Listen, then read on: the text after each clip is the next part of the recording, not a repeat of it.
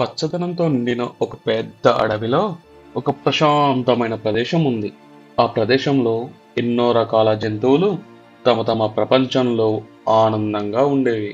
నక్కలు, జింకలు, కోతులు, ఎలుకలు ఇలా అనేక రకమైనవి జీవించేవి.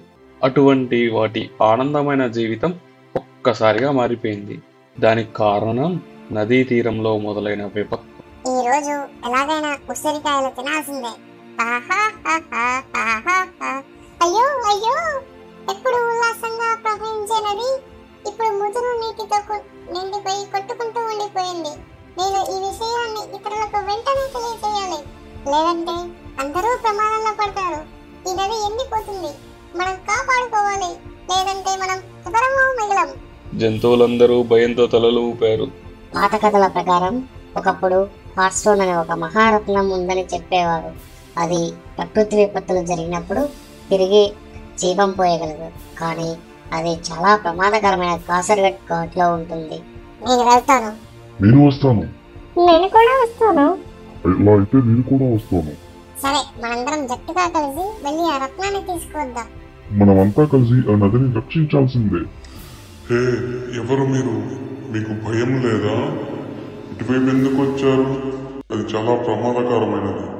మీరు ఎట్టి పరిస్థితుల్లోనూ అటు వెళ్ళడానికి వీల్లేదు. వెళ్ళొద్దు. ఇటువైపుగా వద్దు, మనం ఇటువైపుగా వెళ్దాం, పదండి. ఆ తరువాత వారు నీడల లోయలోకి ప్రవేశించారు. అక్కడ మిగిలిన సమయమంతా మబ్బులతో ఉంటుంది. అక్కడ వాళ్ళకి వెలుతురున్నా గాని భయంగా చీకట్లు చుట్టుముట్టాయి. అక్కడ సమస్య ఏమిటంటే ఒక తోడేలు గుంపు ఉంటుంది. వారి నాయకుడు ముందుకు వచ్చి, ఈ నేల మాది, మీరెందుకు వచ్చారు? మా నది ఎండిపోతుంది, మేము దానిని కాపాడుకోవాలి. గత వారం నుంచి మేము ప్రయాణిస్తున్నాము. ఆ ఆక్స్ఫర్డ్ని తెచ్చి మా నదికి మరలా జీవం పోయాలి. అలా అయితే ఆ నది మన అందరి అడవి తల్లిది. దానిని కాపాడుకోవాల్సిన బాధ్యత మా మీద కూడా ఉంది. మేము కూడా మీకు సహాయంగా వస్తాము. అదిగో కాసర్గట్ చేరుకున్నాము. ఆ వెలుగులు ఆ ఆక్స్ఫర్డ్ రత్నానివే. నేను హాట్ స్టోన్ రక్షకుడిని. మీకు ఎంత ధైర్యం ఉంటే ఇటువైపు వస్తారు? జంతువులన్నీ కలిసి వినయంగా అడిగాయి. ఇలా అయితే మీకు ఏ అర్హత ఉందని దీన్ని తీసుకోవడానికి? జంతువులన్నీ వాటి నైపుణ్యాలను ప్రదర్శించాయి.